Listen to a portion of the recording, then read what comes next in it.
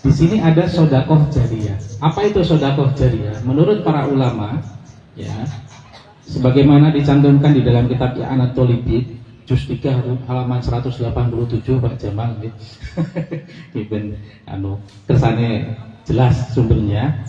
Wa hamala ulama'u as-shadaqatal jariyata 'alal waqfi. Para ulama itu bersepakat bahwa yang dimaksud dengan sedekah jariyah adalah wakaf.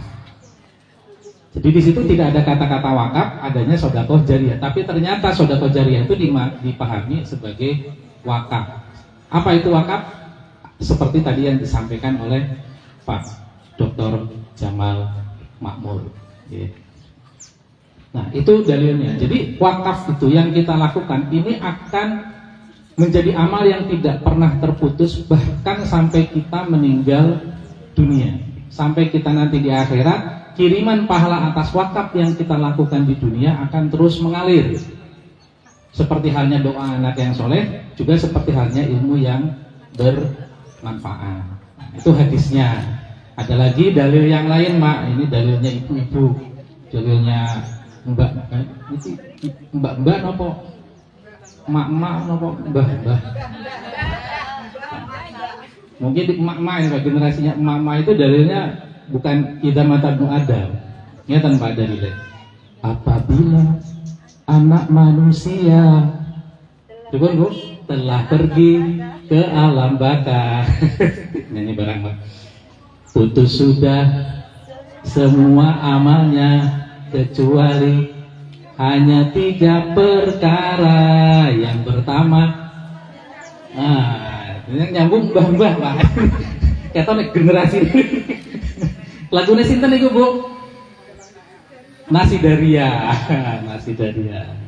Nah, kalau sekarang kan udah bukan zamannya Nasi Daria. Nah, sedekah jariyah itu kan di dalam Nasi Daria itu. Itu diambil dari hadis ini. Kemudian apa istimewanya wakaf dibandingkan dengan sedekah yang lain, dengan ibadah sedekah yang lain? Nah, kalau wakaf tadi disampaikan, harta wakaf itu harus tetap, tidak boleh dirubah, tidak boleh diwariskan, tidak boleh dijual belikan, tidak boleh dihibahkan. Harta wakafnya harus tetap, tapi yang dimanfaatkan adalah manfaatnya. Contoh misalnya tanah. Ya, ketika orang berwakaf tanah, sawah misalnya, ya, sawahnya ini tidak boleh dijual, tidak boleh dijual, dihibahkan, diwariskan. Tetapi sawah itu digarap, kalau ada hasilnya maka hasilnya bisa digunakan untuk kemaslahatan umat sesuai dengan peruntukan wakafnya, sesuai dengan ikrar si wakifnya. Ya, ini ikrarnya misalnya untuk madrasah, nah, berarti hasilnya nanti untuk madrasah. Hasilnya untuk masjid, ya berarti nanti untuk operasional masjid dan seterusnya. Nah, sementara kalau sedekah yang lain, ya barang sedekahnya itu boleh habis. Misalnya sedekah makanan, ya makanannya boleh dihabiskan, ya memang harus dihabiskan. Bahkan kalau zakat itu harus dihabiskan, sedekah wakaf, zakat itu harus habis. Ya. Tapi kalau wakaf, bentuk pokoknya itu tidak boleh berkurang, tidak boleh berubah. Nah, yang menarik lagi adalah dari sisi pahalanya. Kalau misalnya panjenengan bersedekah nih, bersedekah makanan, ya panjenengan mendapatkan pahala, ya sekali bersedekah itu sekali 1 pahala. Kalau pingin pahala lagi, ya bersedekah lagi. Tapi kalau wakaf, sekali berwakaf, maka pahalanya akan terus mengalir. Ketika misalnya panjenengan wakaf sawah, kemudian sawah itu dimanfaatkan atau dikelola dengan baik oleh nazir atau pengelola wakaf, sepanjang memberikan manfaat, maka panjenengan mendapatkan kiriman pahala bahkan ketika sudah sampai meninggal dunia. Panjenengan berwakaf masjid, ketika panjenengan sudah meninggal, akan terus mendapatkan kiriman pahala atas orang-orang yang ngaji di masjid, orang-orang yang sholat di masjid, orang-orang yang beribadah di masjid. Nah, ini istimewanya begitu. Jadi kalau sedekah biasa itu sedekahnya sekali, pahalanya juga sekali. Tapi kalau wakaf berwakafnya sekali, pahalanya berkali-kali, bahkan sampai nanti sudah meninggal. Nah, sehingga dengan demikian wakaf ini menjadi sebuah ibadah sunnah sebetulnya, tetapi ibadah sunnah yang istimewa. Karena berwakafnya sekali, pahalanya berkali-kali. Lalu pahala wakaf ini akan terus mengalir ya, sampai kita di akhirat, sampai meskipun kita sudah meninggal, pahala wakaf akan terus mengalir. Maka dari itu, kalau misalnya selama ini ada orang yang mengatakan bahwa harta itu tidak bisa dibawa mati, setuju nopo boten? Boten. Bisa nggak harta dibawa mati? Nah, caranya bisa, caranya diwakafkan. Jadi kan kalau banyak harta nanti kalau ditinggal malah jadi royoan ya, perebutan ahli waris ya, yang suaminya kaya raya paling ya nanti ditinggalkan ke istrinya, dinikmati sama suami yang baru misalnya. Tapi kalau diwakafkan itu akan ngalir terus walaupun sedangkan sudah di akhirat. Jadi wakaf ini bisa membantah pendapat bahwa harta tidak bisa dibawa mati. Pada kenyataannya secara hukum bisa kok dibawa mati. Dengan cara apa? Diwakafkan. Makanya mohon maaf ya Pak Jamal dan yang ngapunten, ketika ada orang yang berpendapat bahwa harta tidak bisa dibawa mati, mungkin itu tidak tepat. Meskipun ada yang bilang seperti itu wali, ngapunten, walaupun wali kalau salah nggih perlu diingatkan, boleh nggih diingatkan Pak. Ada wali yang bilang katanya harta itu tidak bisa dibawa mati. Kata wali tersebut tanpa mengurangi rasa hormat kepada beliau, kata wali tersebut begini: banyak harta ngapain kalau nggak berkah, pikirin. Oh punya harta, nggak mungkin. Terus, Mbak gimana? Dibawa mati. Wali ya? Wali siapa? Wali Ben. Wali Ben. Betul-betul oke nyanyi. Ya biar inilah. Ini kan jam ngantuk ya, biar nggak ngantuk. Tapi yang penting itu ngeten Bu. Kula pesen ampun ngantos nyanyi alamat palsu. Berbahaya. Ayu Ting Ting itu sudah kemarin liput terakhir Ayu Ting Ting masuk rumah sakit patah tulang di sini. Karena kebanyakan nyanyi alamat palsu. Jadi nyanyi terus ke sana kemari membawa Alfamart gitu. Alfamart dibawa patah tulang. Nah, yang berikutnya, keistimewaan wakaf ini ternyata bisa juga berwakaf yang pahalanya ditujukan untuk almarhum, insyaallah. Jadi kalau misalnya nih, kok bapak ibunya, orang tuanya kok sudah meninggal, kok kita merasa kok dulu aku kurang hikmah, kurang kepada orang tua, mungkin sekarang bisa nih berwakaf diniatkan kepada untuk almarhum dan almarhumah. Jadi sekali lagi wakaf ini merupakan ibadah sunnah yang sangat istimewa ya, karena wakafnya sekali tapi pahalanya berkali-kali, dan itu bisa menjadi tabungan kita ketika kita berwakaf di alam dunia ini, pahalanya akan terus mengalir sampai kita meskipun kita sudah meninggal dunia. Pertanyaannya, sudahkah kita semua berwakaf? Kira-kira di semuanya ini yang hadir di sini sampun berwakaf nopo dereng? Sudah sedikit. Wakaf nopo Bu? Wakaf masjid. Gedung NU. Nah, gedung NU. Gedung NU akhirnya menjadi wakaf sedikit, akhirnya menjadi dikumpulin menjadi. Tapi kenapa kok cuma gedung NU-nya cuma satu? Suatu aja belum lunas. Nah, artinya di sini ternyata banyak orang yang tidak berwakaf itu bukan karena tidak mau, ngerti nggih? Karena bayangannya namanya wakaf itu harus menggunakan harta yang sangat besar. Ya kalau bangun masjid atau wakaf masjid ya berarti harus punya tanahnya, wakaf masjidnya, wakaf madrasah berarti harus punya tanah dan punya uang yang besar. Mau gedung NU juga harus punya uang yang besar, punya dana yang besar, punya harta yang besar, sehingga bisa mewujudkan wakaf tersebut. Nah, kalau kita kembalikan kepada ajaran Islam, kira-kira ajaran Islam itu untuk siapa? Untuk semua umat Islam kan? Baik yang punya harta maupun yang tidak punya harta. Nah, kalau tadi pendapatnya bahwa wakaf-wakaf itu harus berupa masjid, berupa madrasah, berupa tanah, tentu orang-orang yang nggak punya harta akan kesulitan berwakaf.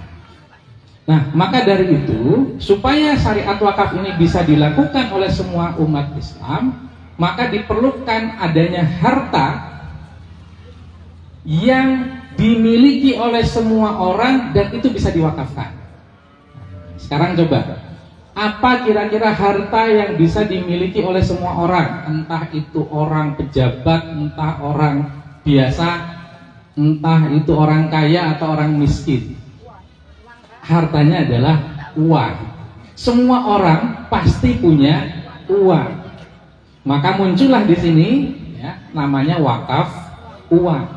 Wakaf uang. Jadi yang diwakafkan adalah uang.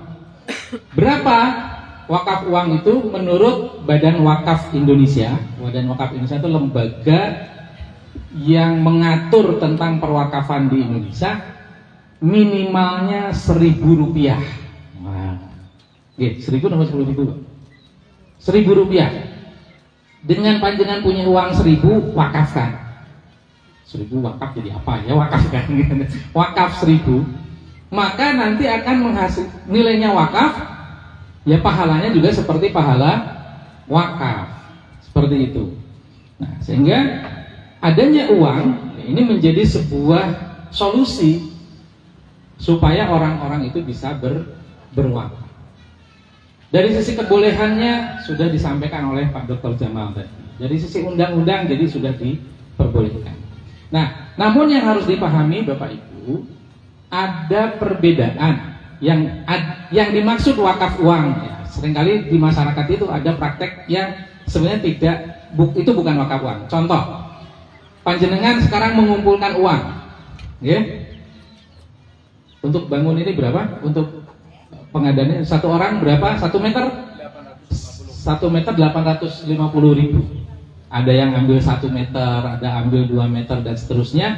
Terkumpul akhirnya bisa membeli tanah ini.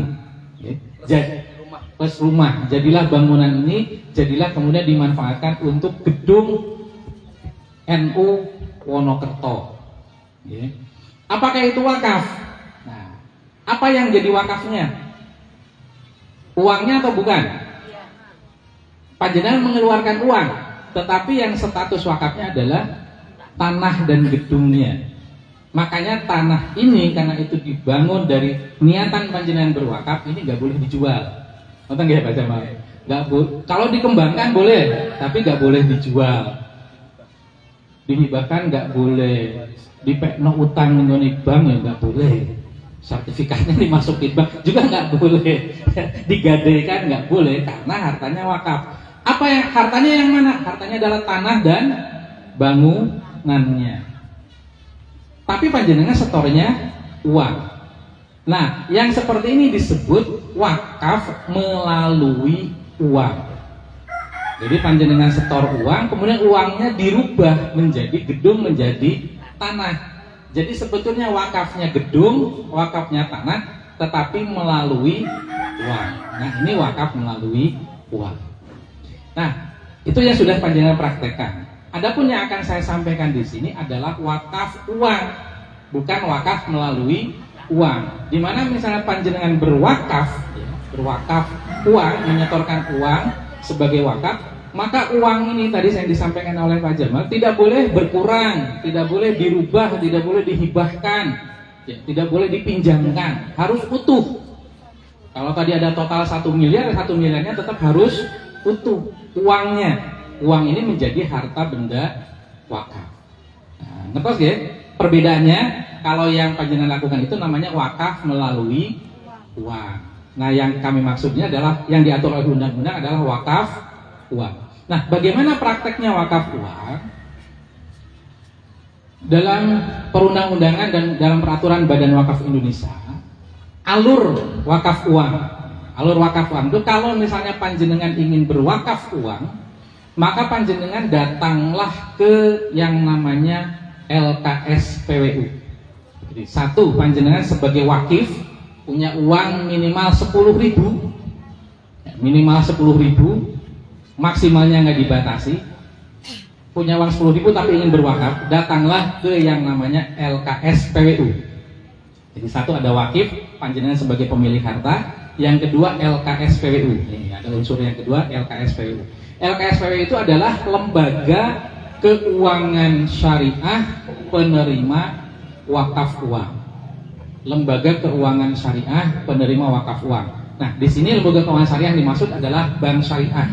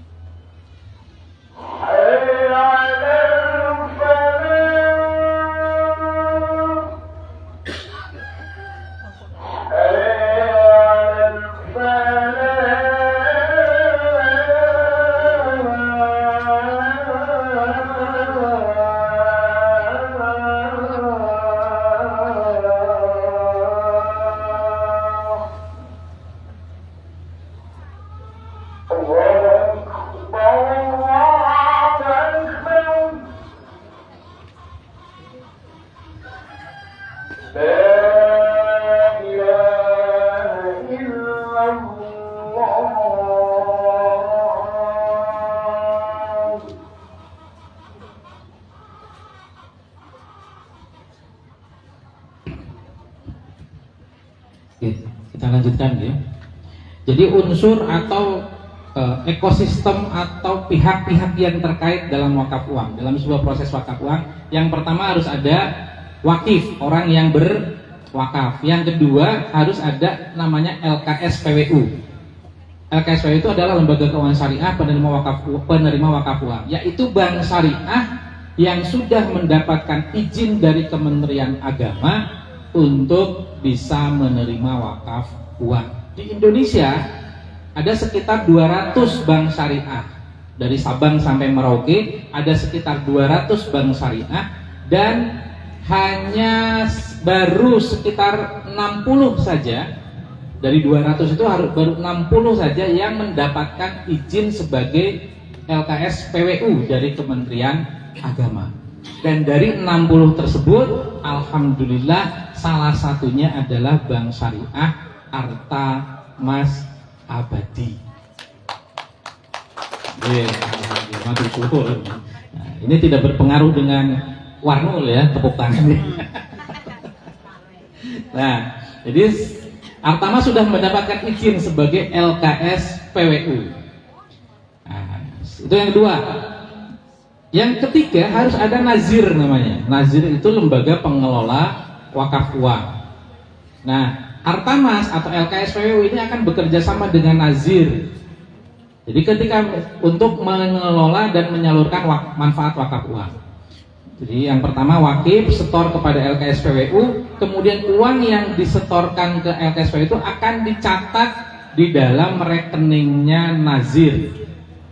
Oleh nazir, uang itu akan disimpan, akan dijaga. Pokok uangnya misalnya terkumpul 100 juta, 200 juta, 1 miliar, itu akan dijaga, tidak akan diuli-uli, tapi disimpan di LKS PWU, disimpan di Artamas Abadi. Nah, tentunya dalam bentuk deposito. Nah, setiap bulan kan ada jasa dari deposito itu. Nah, jasanya inilah yang baru digunakan untuk mauquf alaih. Ya. Jadi tergantung untuk peruntukannya untuk apa? Biasanya untuk kemaslahatan umat. Nah, jadi tadi satu ada wakif, ada LKS PWU, ada nazir, ada mauquf alaih. Uang yang 1 miliar, yang 100 juta akan utuh ada di bank, ya, tapi manfaatnya bagi hasilnya itulah yang akan digunakan untuk kemaslahatan oleh nazir. Nah, itu prosesnya demikian. Nah, sekarang bentuk setoran wakafnya seperti apa? Nah, ternyata di dalam undang-undang ada 2 jenis wakaf uang. Satu ada wakaf uang yang sifatnya selamanya. Jadi panjenengan wakaf, sekali wakaf ya sudah, wakaf itu tidak boleh diambil selamanya. Nah, yang seperti ini minimalnya 10.000 rupiah. Tapi kalau di Artamas itu minimalnya 10.000, karena cari uang 1.000 sekarang susah ya Bu.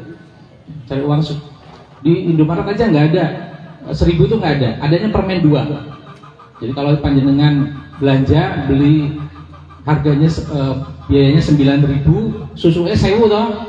Nah, diparingi 1.000 nopo diparingi permen. Biasanya permen kan. Jadi susah uang itu. Yang mudah 10.000. Nah, maka nanti berwakaf minimal 10.000. Nah, itu statusnya kalau berwakaf seperti itu statusnya selamanya. Selamanya dana itu akan menjadi milik nazir, akan dikelola, akan disimpan oleh nazir. Kalau didepositokan, nanti manfaatnya akan digunakan untuk mauquf alaih. Tetapi ini ada lagi jenis wakaf uang yang kedua dari sisi jangka waktu, yaitu wakaf uang temporer namanya.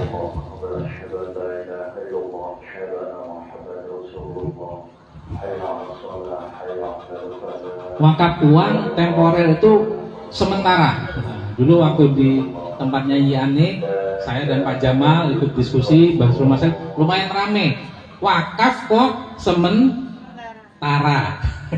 Wakaf kok sementara. Nah, kalau di wakaf uang ternyata boleh, ya, karena di dalam undang-undang juga boleh, dalam beberapa madhab, sebagian madhab juga boleh. Ya sudah, kita ambil yang boleh saja, ya, karena ini urusan muamalah, ambil yang boleh saja. Kalau ambil pendapat yang melarang itu malah nggak beramal gitu. Kita ambil yang boleh saja, ambil yang paling ringan. Nah, tetap, jadi misalnya begini, panjenengan bisa berwakaf uang, tapi sementaranya 1 tahun. Syaratnya minimalnya 1 juta rupiah.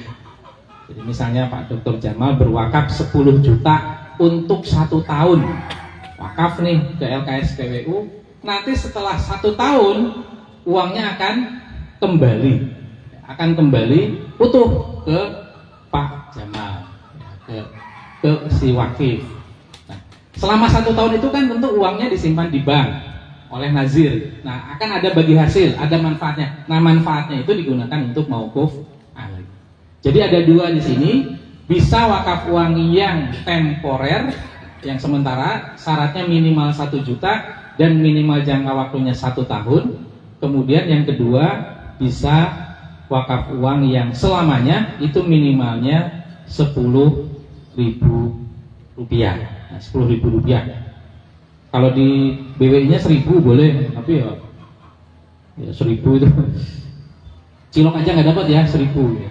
Cilok aja 5.000 ya, anggap aja 2 bungkus cilok lah 10.000.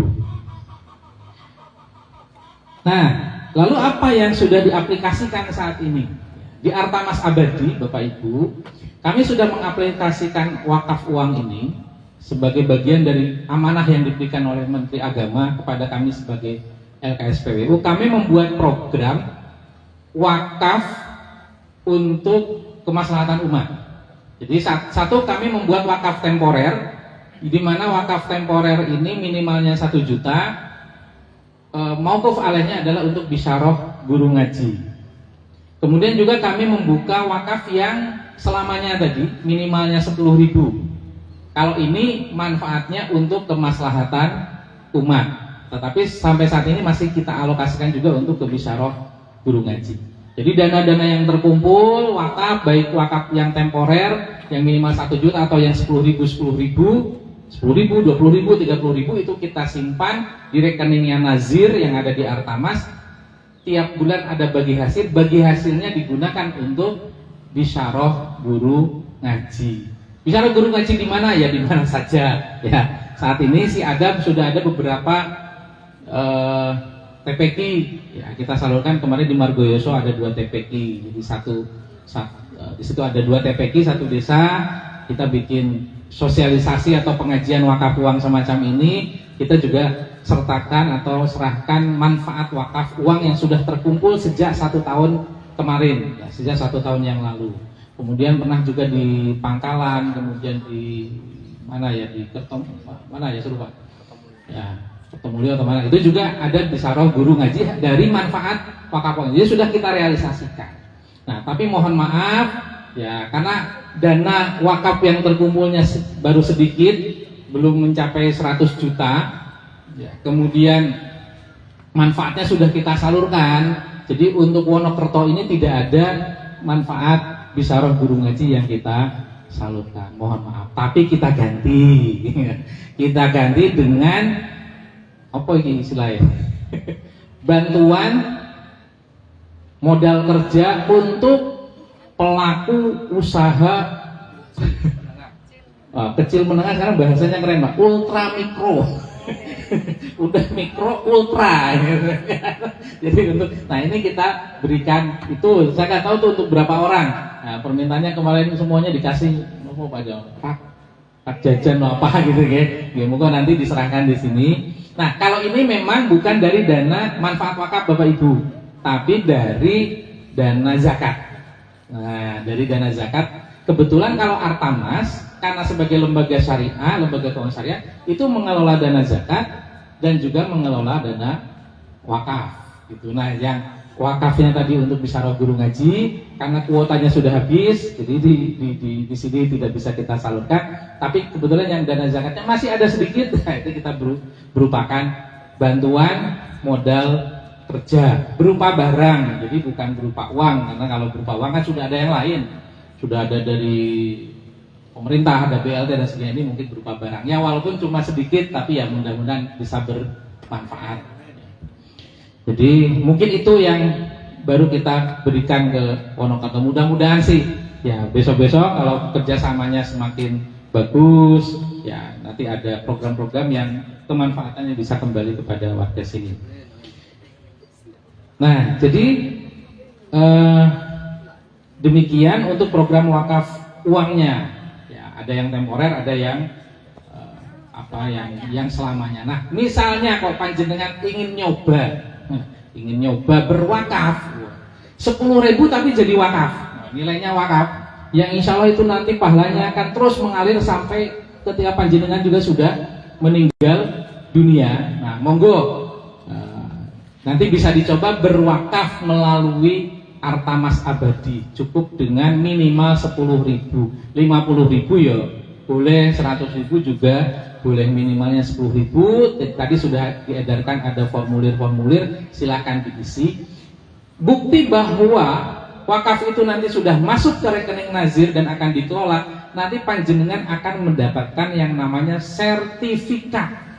Ini kerennya lagi, berwakaf itu mendapatkan sertifikat, namanya sertifikat wakaf uang. Kalau jenazah sedekah biasa kan nggak dapat apa-apa, ya, nggak dapat bukti apa-apa. Nah kalau berwakaf itu mendapatkan sertifikat wakaf uang. Kalau misalnya panjenengan berminat, kok beto arto ya 10.000 atau lebih, ya monggo bisa diisi, nanti bisa diserahkan kepada petugas atau tim dari Akta Abadi. Besok ya kita akan sowan kembali untuk menyerahkan sertifikat wakaf uangnya. Mungkin itu Bapak Ibu yang dirahmati Allah yang dapat kami sampaikan. Semoga bermanfaat. Mohon maaf atas segala kekurangan. Wassalamualaikum warahmatullahi wabarakatuh. Jadi tepuk tangan lebih dahulu kepada kedua narasumber kita. Terima kasih. Kita lanjut di acara yang selanjutnya, yaitu sesi tanya jawab.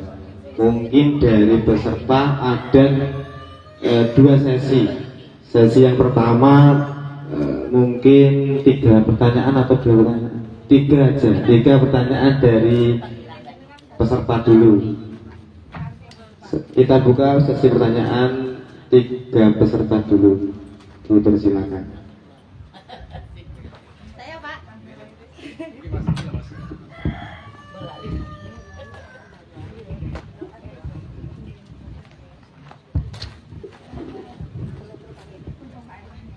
Bismillahirrahmanirrahim. Assalamualaikum warahmatullahi wabarakatuh. Saya ingin menanyakan yang tadi loh Pak, wakaf itu ada yang sifatnya selamanya dan ada yang kontemporer. Yang di sini yang saya mau tanyakan, yang kontemporer nggih Pak nggih sementara niku. Terus wakaf uang itu kan ada yang 1 juta dari mulai uang 10.000 sampai terkumpul 1 juta. Kemudian kok bisa kembali ke kita? Adapun yang dimaksud bagi hasil itu tidakkah sama dengan bunga gitu loh Pak? Apakah ada undang-undang tersendiri yang mengesahkan hal tersebut? Terima kasih. Wassalamualaikum warahmatullahi wabarakatuh. Dilanjut pertanyaan yang kedua untuk peserta terlebih dahulu.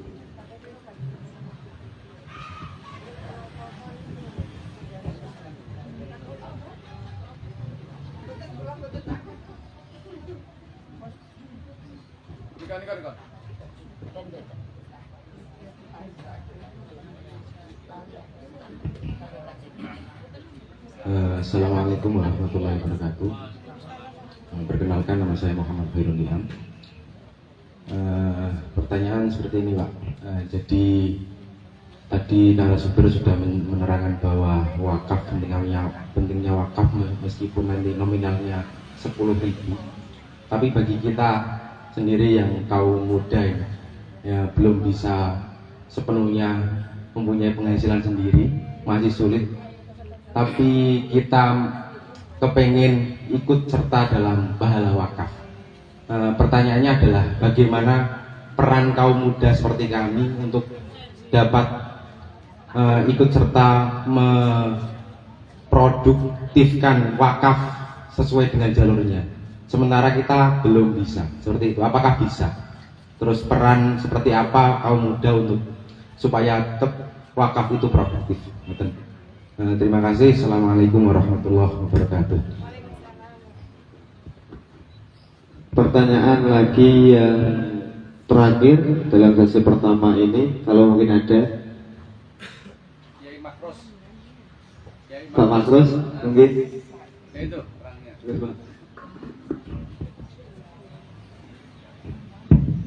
Assalamualaikum warahmatullahi wabarakatuh.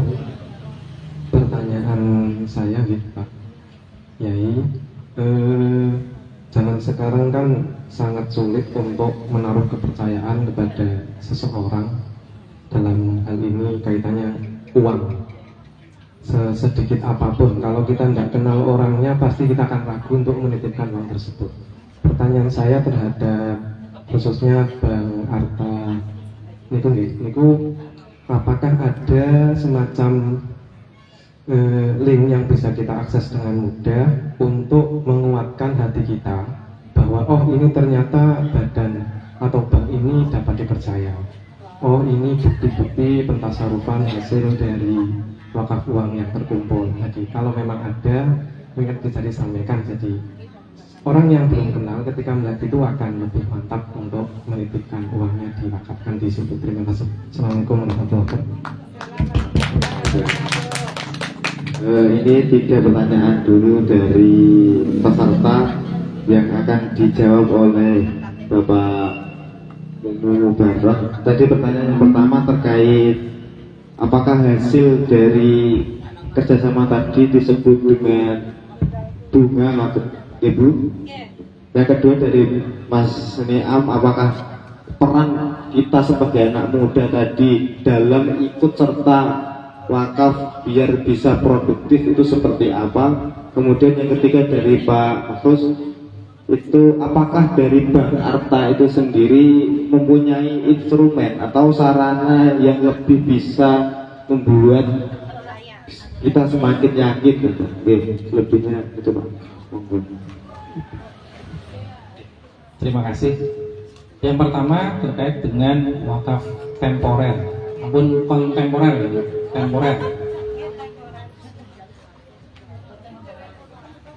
Temporer saja, sementara. Kok bisa kembali ke wakaf setelah 1 tahun? Nah, logikanya kan uang panjenengan yang 1 juta itu didepositokan.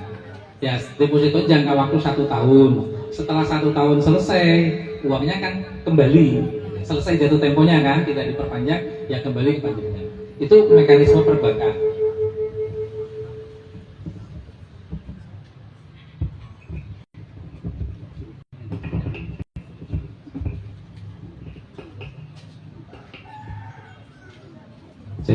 Jadi begitu. Ya, kenapa kok bisa kembali ya? Karena jatuh temponya, deposito sudah jatuh tempo, kan harus dicairkan kalau kita punya uang sendiri kan. Nah, karena itu wakaf, ya nanti kembali ke panjenengan. Ya otomatis pahalanya ya putus. Ya, jadi sebetulnya ini wakaf temporer itu lebih diarahkan kepada satu orang-orang yang belum yakin terhadap wakaf, manfaat wakaf uang. Yang kedua, ya mungkin orang-orang yang punya uang tetapi ingin uangnya tetap utuh, itu bisa seperti itu. Apakah bagi hasil itu bunga? Nanti ini wilayahnya Pak Dokter ya, wilayahnya Pak Dokter. Saya tidak mau mendahului beliau.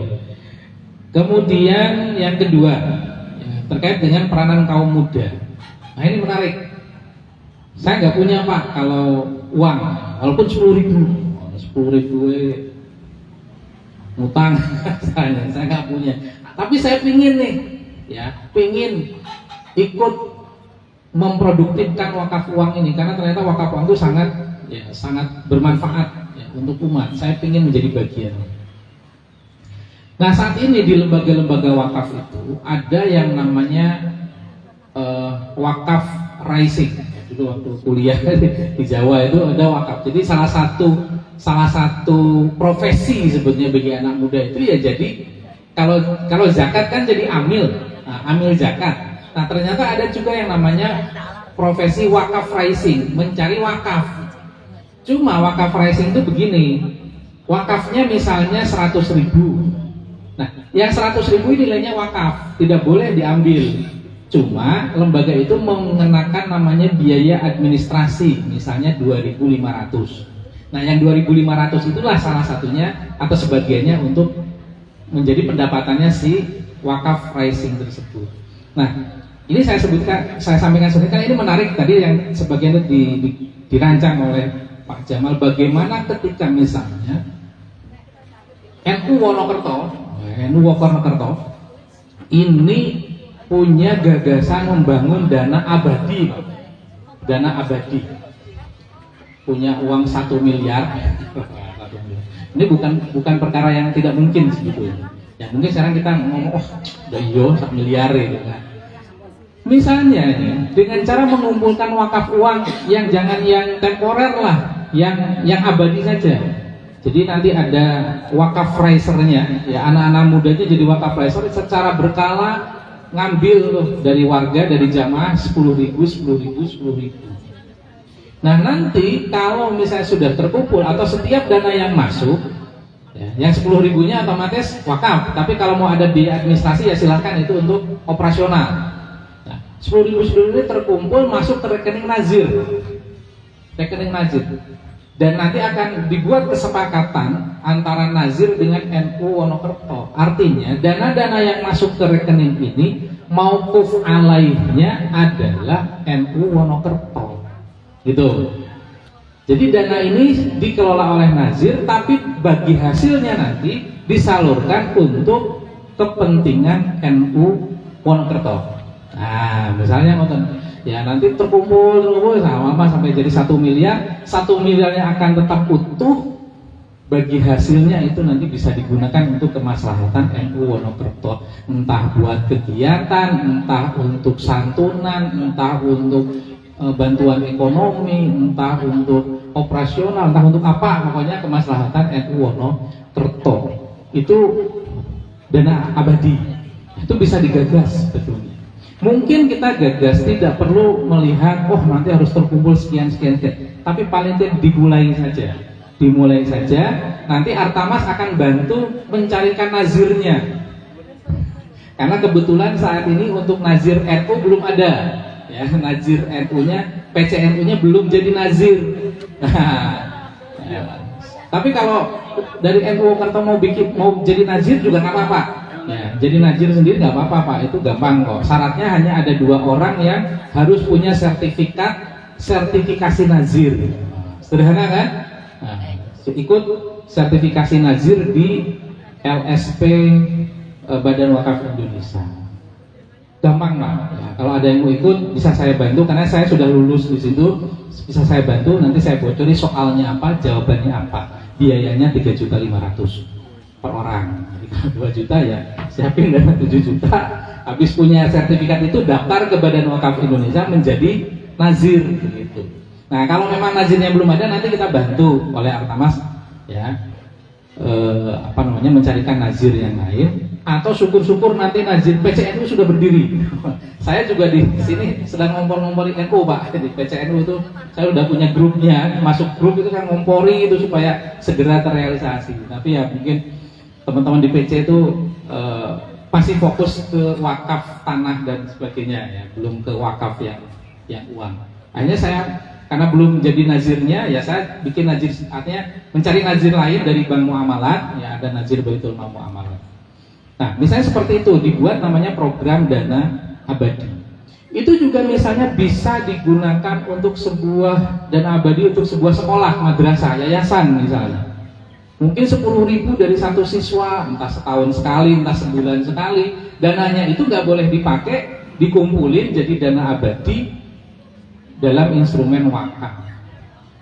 Pahalanya tetap mengalir kepada yang wakif, kemudian manfaat uangnya akan tetap utuh, manfaatnya bisa digunakan untuk kemaslahatan. Mungkin itu kira-kira nih yang bisa digunakan teman-teman yang masih muda. Jadi pikirannya dan tenaganya yang digunakan. Yang berikutnya terkait dengan link. Untuk Artamas Abadi nanti kita sudah punya websitenya apa Bang? Artamas Abadi, kemudian Instagram juga ada ya, Bank Syariah BPRS Artamas Abadi. Ada, monggo untuk itu semua kegiatan-kegiatan kita dicantumkan di situ. Nah, tapi memang betul ya terkait dengan kepercayaan ini penting ya, karena tidak boleh jangan sampai kita menyalurkan apalagi uang meskipun itu 10.000 kepada lembaga yang tidak tepat. Nah, maka kenapa Kementerian Agama memilihnya bank? Jadi LKSPWU itu harus bank. Mohon maaf, bukan koperasi atau bukan PNPM atau bukan BUMDes gitu kan, tapi bank. Nah, karena bank ini kan sampai saat ini satu-satunya lembaga keuangan yang aman.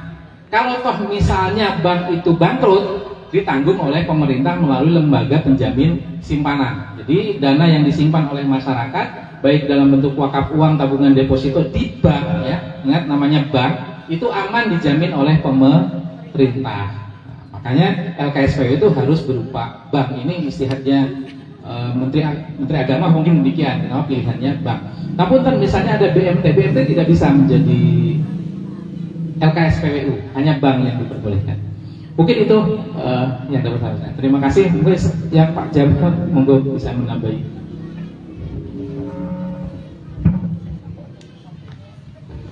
Terima kasih. Pertama saya mau menerangkan tentang arkanul wakfi.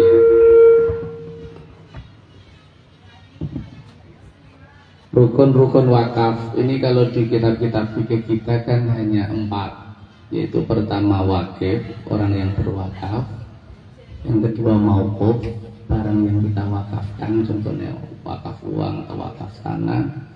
Kemudian ada mauquf alaih, tujuan kita berwakaf, waqaftu hadza masjidan, misalnya berarti ini untuk masjid.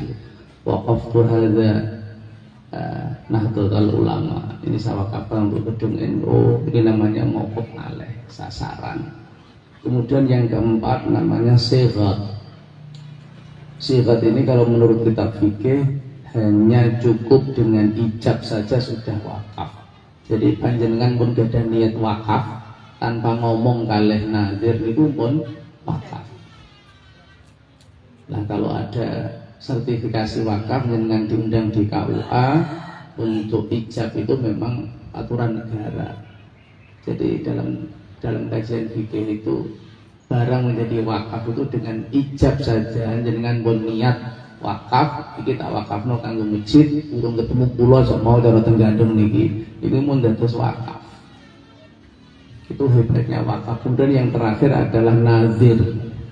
Nazir ini tidak banyak dikaji di fikih, tetapi kalau di undang-undang itu kajiannya sangat mendalam, karena tadi yang disampaikan Kiai Makhrus, mencari orang yang amanah itu sulit. Makanya sertifikasi nazir itu luar biasa. Sedangkan di kita ini rata-rata nazir perorangan, belum nazir organisasi, apalagi nazir berbadan hukum.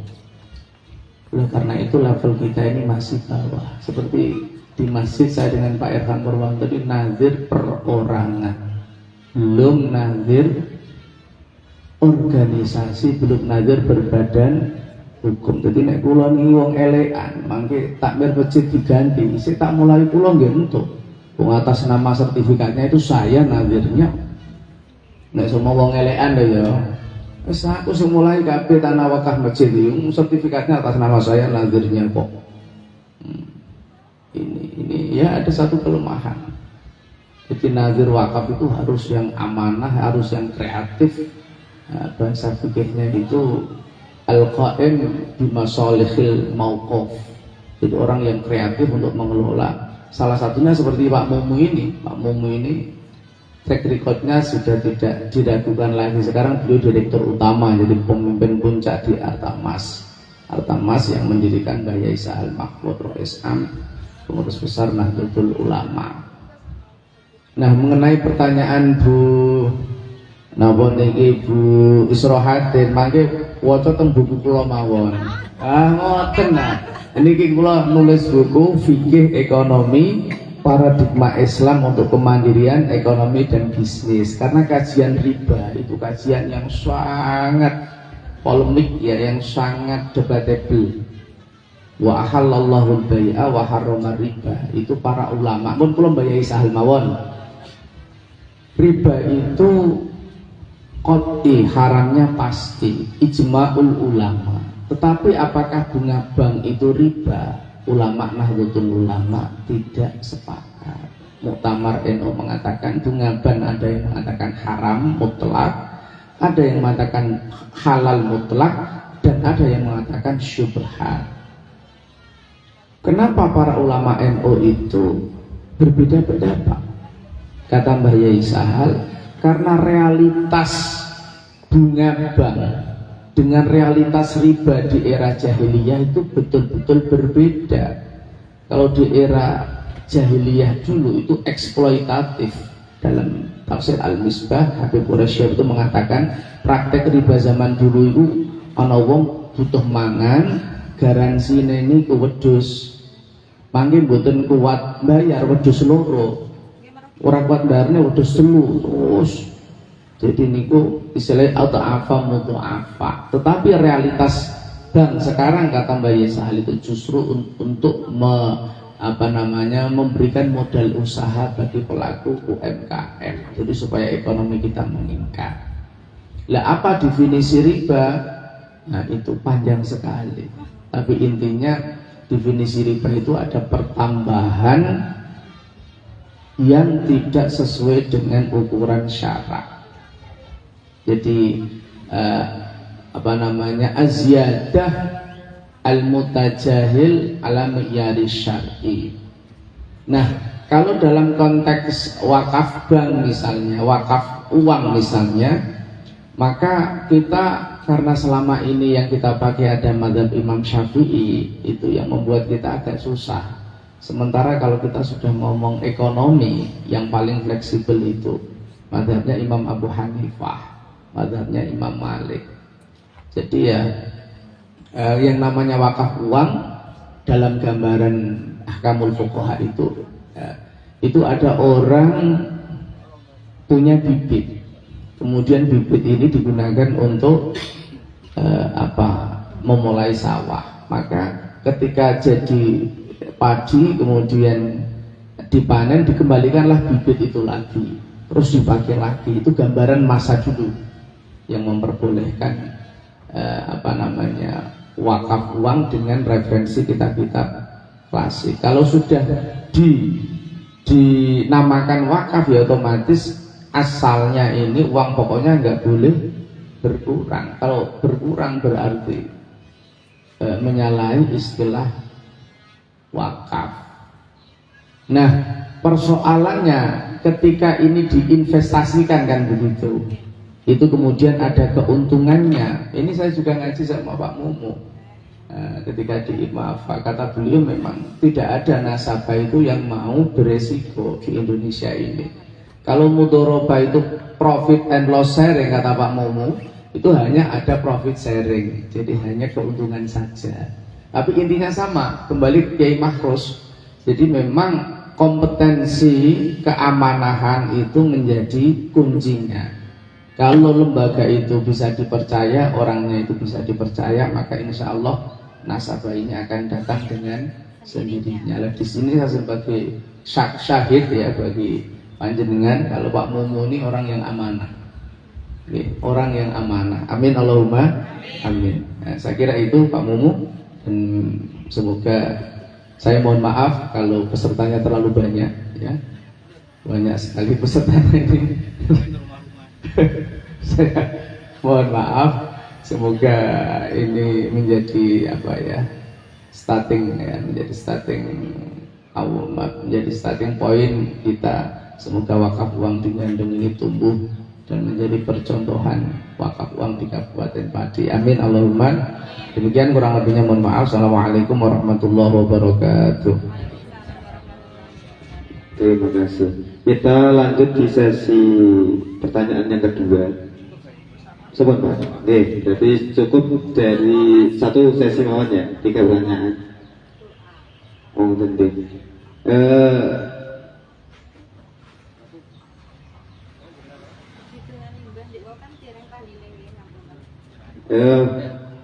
Mungkin itu yang mungkin disampaikan oleh pemateri bahwasanya wakaf itu atau wakaf uang itu memiliki nominal yang sangat besar. Mas, monggo niki diterangke nisan. Napa? Maksudnya ibu-ibu do dereng pangan niki lho maksudnya. Langsung ditumpuk napa pripun ngoten lho. Sing niki lho. Dari pegawai. Nggih. Langsung ibu langsung diberi uang. Mas beneran buku ke Pak Mumu saya. Saya kata ya untuk 100 sudah. Beneran buku terus beneran. Dilanjut dengan acara yaitu penyerahan buku karya Pak Jamal oleh beliau Pak Mumu Mubarak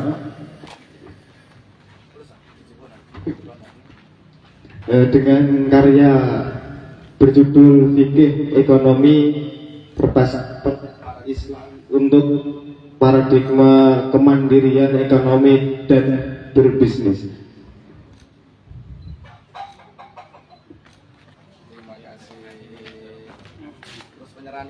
Dilanjut oleh penyerahan dari Artamas Abadi terkait kepada Bu Sri Endang Lestari. Kami persilakan.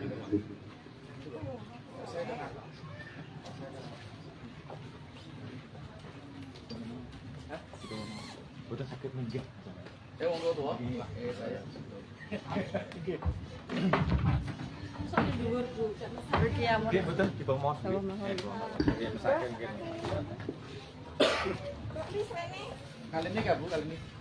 Sisa-sisa teh Bu menang. Langsung melawak bareng ae. Bangane sidok-sidok.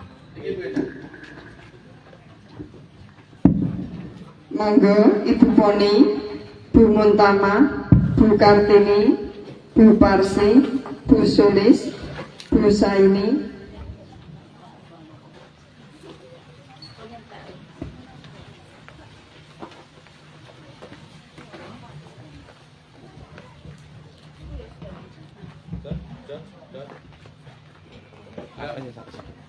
Berapa orang Bu? 7 orang tapi yang satu udah pulang, Pak. Dibagi 5 Mas? 2 dibagi. Ini satu orang. Satu orang deh.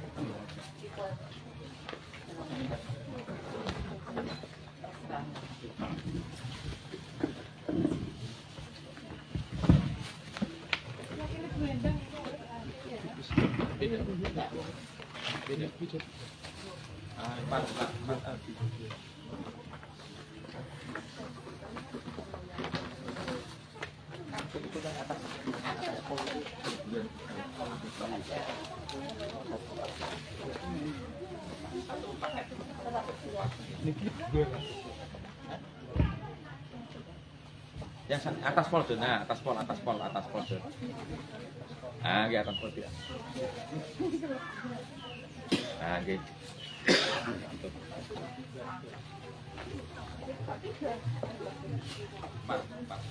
Sing tiga Bu. Sing 3 nika wae sampun kodur.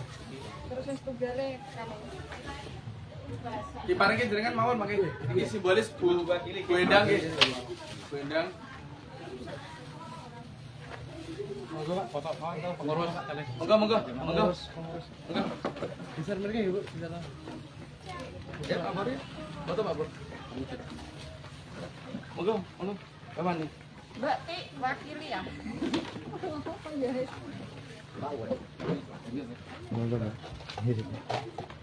Ini Pak Bor. Monggo.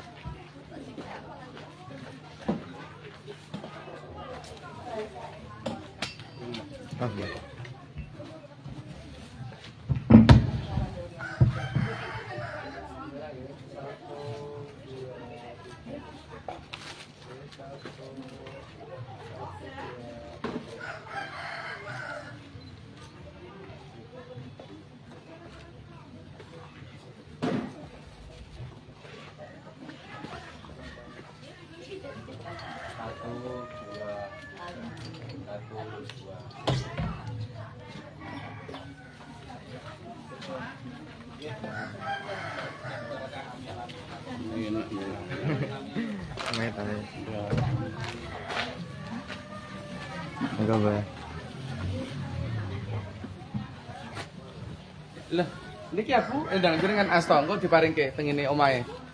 Yang 7.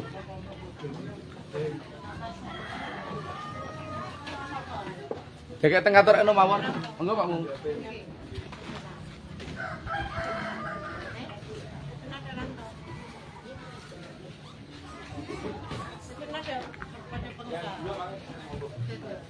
Sing wakaf wae kumpul. Yang belum.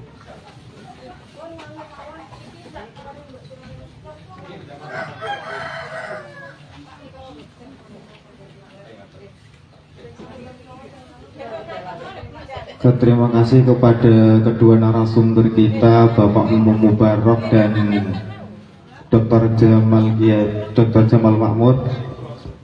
Saya selaku moderator pamit terlebih dahulu, kurang lebihnya mohon maaf. Wassalamualaikum warahmatullahi wabarakatuh. Yang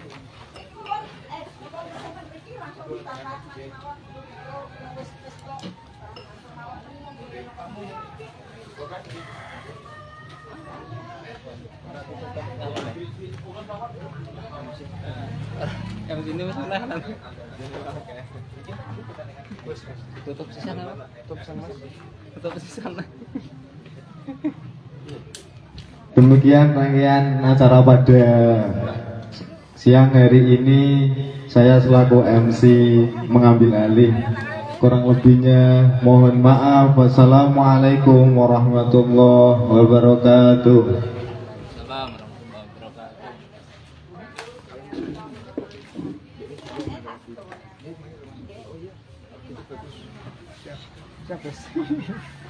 Ya, sir.